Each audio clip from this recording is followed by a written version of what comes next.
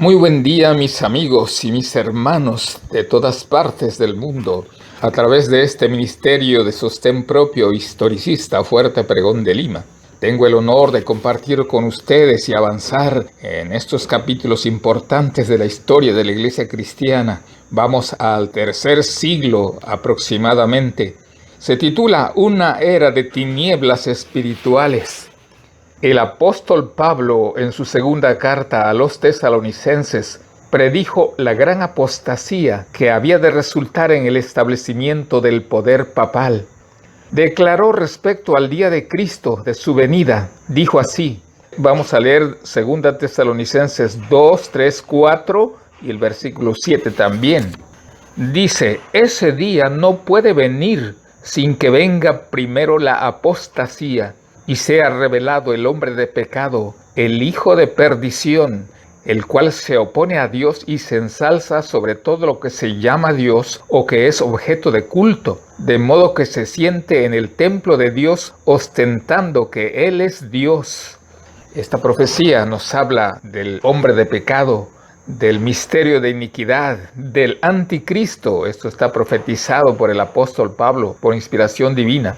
Advierte a sus hermanos que el misterio de iniquidad está ya obrando, versículo 7, en sus mismos días ya estaba obrando, porque muchos aún esperan ese hombre de pecado, que no ha aparecido y que va a aparecer, pero no, esta es una profecía confirmada.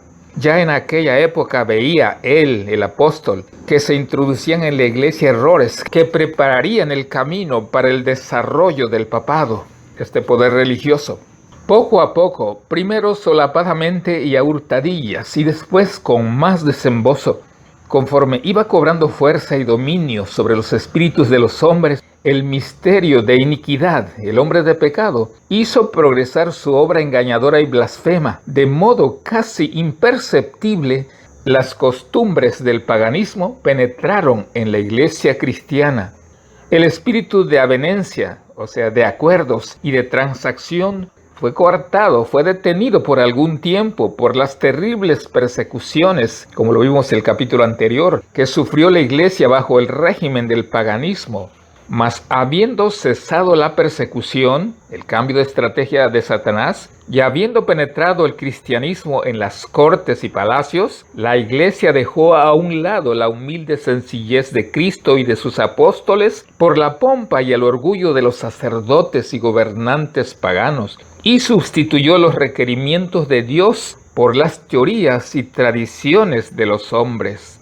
En ese tiempo se convirtió Constantino al cristianismo, pero fue una conversión nominal, de nombre, a principios del siglo IV. Eso causó gran regocijo, y el mundo, disfrazado con capa de rectitud, se introdujo en la iglesia. Aquella iglesia antigua medieval, después de la iglesia primitiva, viene esta iglesia.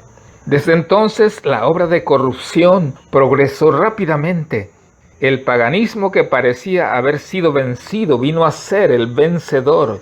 Su espíritu dominó a la iglesia, sus doctrinas, ceremonias y supersticiones se incorporaron a la fe y al culto de los que profesaban ser discípulos de Cristo. Este acuerdo o avenencia entre el paganismo y el cristianismo dio por resultado el desarrollo del hombre de pecado, predicho en la profecía como oponiéndose a Dios y ensalzándose a sí mismo sobre Dios. Así es que esta profecía está cumplida, se cumplió, muchos están esperando aún que se cumpla, entonces es un error eso. Esto fue predicho en la profecía. Ese gigantesco sistema de falsa religión es obra maestra del poder de Satanás, un monumento de sus esfuerzos para sentarse él en el trono y reinar sobre la tierra según su voluntad. Lo ha conseguido. Él no ha estado ocioso ni durmiendo. Todo lo ha hecho por medio de este sistema y con esta estrategia. Satanás se había esforzado una vez por hacer transigir, por hacer caer a Cristo. Vino a donde estaba el Hijo de Dios, recordemos, en el desierto para tentarle, y mostrándole todos los reinos del mundo y su gloria, ofreció entregárselo todo con tal que reconociera la supremacía de este príncipe de las tinieblas. Cristo reprendió al presuntuoso tentador y lo obligó a marcharse. Le dijo: vete, Satanás. Pero al presentar las mismas tentaciones a los hombres, Satanás tiene más éxito. A fin de asegurarse honores y ganancias mundanas, la Iglesia fue inducida a buscar el favor y el apoyo de los grandes de la tierra, y habiendo rechazado de esa manera al Señor Jesús, tuvo que someterse al representante de Satanás, el obispo de Roma. Así está escrito. Una de las principales doctrinas del romanismo enseña que el Papa es cabeza visible de la Iglesia Universal de Cristo. Es una doctrina. Y que fue investido de suprema autoridad sobre los obispos y los pastores de todas partes del mundo. Aún más, el Papa se le han dado los títulos propios de la divinidad. Se le ha titulado Señor Dios el Papa, nuestro Señor Dios, y se le fue declarado infalible. Qué terrible, que según no puede fallar. Por lo tanto, él exige que todos los hombres le rindan homenaje. Es la misma pretensión que sostuvo Satanás cuando tentó a Cristo en el desierto. Lo sostiene aún ahora por medio de la Iglesia de Roma, y muchos son los que están dispuestos a rendirle homenaje. Empero los que temen y reverencian a Dios resisten, tienen que resistir esa pretensión falsa, que es un desafío al gobierno del cielo. Como resistió Cristo las instancias del astuto enemigo.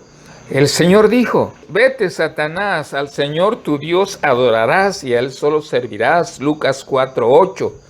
Bien, hasta aquí la lectura de este día.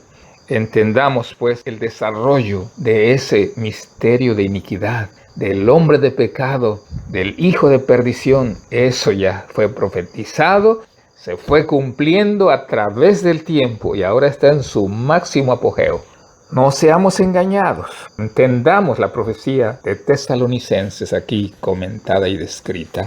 Amén.